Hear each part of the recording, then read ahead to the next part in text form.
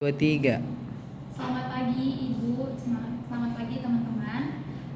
Kami dari kelompok 3 ingin mempresentasikan hasil diskusi kami yang berjudul sosialisasi dan enkulturasi. Pertama-tama kami akan memperkenalkan diri terlebih dahulu. Perkenalkan, nama saya Grace Andrianti Sumurakir sebagai moderator serta penyaji. Kemudian teman saya Dinida Marita Gaun sebagai penyaji. Saya Kishani sendiri sebagai penyaji. Saya Miri Saragi sebagai penyaji. Baiklah, kami akan mempresentasikan hasil diskusi kami. Yang pertama, teman saya akan membahas tentang pengertian.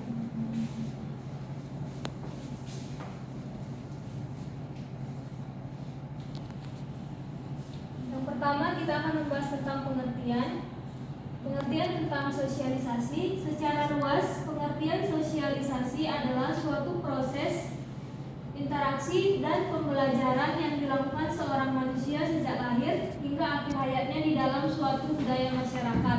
Sedangkan pengertian sosialisasi secara sempit berarti sebuah proses pembelajaran dari manusia agar dapat mengenali lingkungan yang kelak akan ia hidupi, baik lingkungan fisik ataupun sosial. Secara umum, pengertian sosialisasi adalah suatu proses belajar mengajar dalam berperilaku di masyarakat.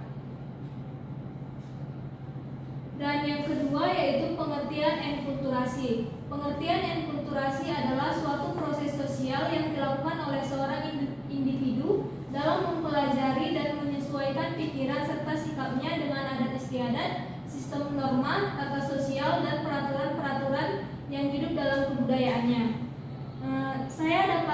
Saya akan menyimpulkan perbedaan antara pengertian sosialisasi dan enkulturasi.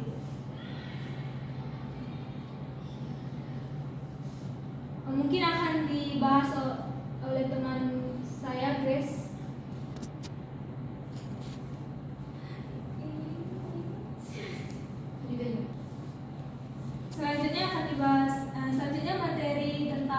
Selanjutnya topik tentang proses akan dijelaskan oleh teman kami, Mary. Proses sosialisasi merupakan proses penghayatan norma sosial ke dalam individu dalam rangka penyesuaian diri sebagai anggota kelompok atau masyarakat. Proses penghayatan menunjukkan adanya internalisasi nilai dan norma dari luar masuk ke dalam diri. Nilai dan norma inilah yang pada akhirnya memengaruhi pembentukan kepribadian. Di sini pengertian sosialisasi dan prosesnya melekat erat dengan pembentukan kepribadian. Yang selanjutnya, proses terjadinya enkulturasi seringkali dimulai dari adanya kegiatan belajar dengan meniru berbagai tindakan, kemudian dari tindakan yang dihasilkan dari belajar tersebut diinternalisasikan atau dimasukkan ke dalam kepribadiannya. Dengan proses yang dilakukan berkali-kali, tindakan seseorang menjadi suatu pola yang mantap dan norma yang mengatur tindakannya dibudayakan. Dan ada fungsi. Yang pertama, fungsi sosialisasi adalah satu, membentuk pola perilaku dan kepribadian individu berdasarkan nilai dan norma di masyarakat. Yang kedua, menjadi keteraturan hidup masyarakat berdasarkan nilai dan norma yang diajarkan. Yang ketiga, menjaga integrasi kelompok dalam masyarakat. Yang selanjutnya ada fungsi enkulturasi adalah yang pertama, sebagai pembentukan identitas sosial. Yang terakhir, pengetahuan akan budaya akan membentuk karakter dan membentuk identitas diri yang sesuai dengan budaya yang berlaku. Kemudian di sini ada perbedaan sosialisasi dan enkulturasi. Sosialisasi adalah sebuah proses penanaman atau transfer kebiasaan atau nilai dan aturan dari satu generasi ke generasi lainnya dalam sebuah kelompok atau masyarakat. Dan enkulturasi atau pembudayaan adalah proses mempelajari dan menyesuaikan alam pikiran dan sikap individu dengan sistem norma adat dan peraturan-peraturan yang hidup dalam kebudayaannya. Jadi secara singkat, perbedaannya yaitu dalam enkulturasi seorang individu mempelajari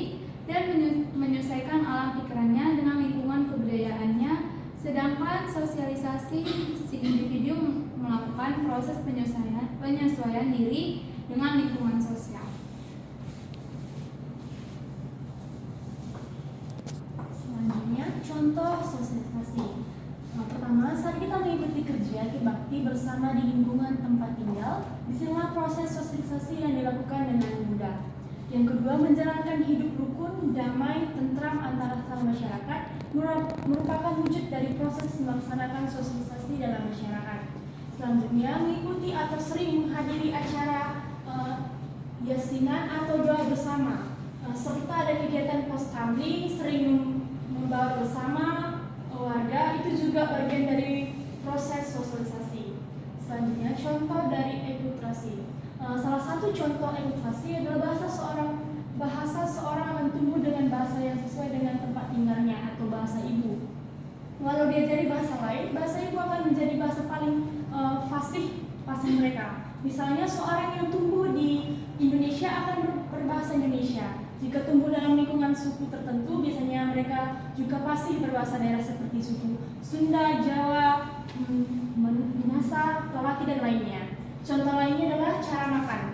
Orang yang tinggal di Indonesia akan terbiasa makan dengan tangan ataupun sendok. Namun orang yang tinggal di Jepang akan lebih banyak menggunakan